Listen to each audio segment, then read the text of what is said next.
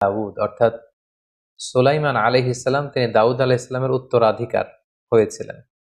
সূরাতুস সদের ৩০ নম্বর আয়াতে আল্লাহ তাআলা বলছেন, ওয়া ওয়াহাবনা লিদাউদা সুলাইমান, আমি দাউদকে অনুগ্রহ করে সুলাইমান আলাইহিস সালামকে দান করেছি সন্তান হিসেবে। সূরাতুন নামলের ১৫ নম্বর আয়াতে আল্লাহ তাআলা ইরশাদ করছেন, ওয়ালাকাদ আতাইনা দাউদা ওয়া সুলাইমানা ইলমা, আমি দাউদ এবং সুলাইমান বাপ বেটা উভয়কেই জ্ঞান দান করেছি। সেদিনা সুলাইমান আলাইহিস সালাম তিনি বাল্যকাল থেকেই অর্থাৎ ছোটবেলা থেকে অত্যন্ত বিরল প্রতিভার অধিকারী একজন কিশোর ছিলেন। আল্লাহ তাআলার দেয়া বিশেষ বুদ্ধিমত্তার অধিকারী তিনি ছিলেন, যেটি কোরআনের একটি ঘটনা এবং হাদিসের একটি ঘটনার আলোকে আমরা খুব সহজেই বুঝতে পারব।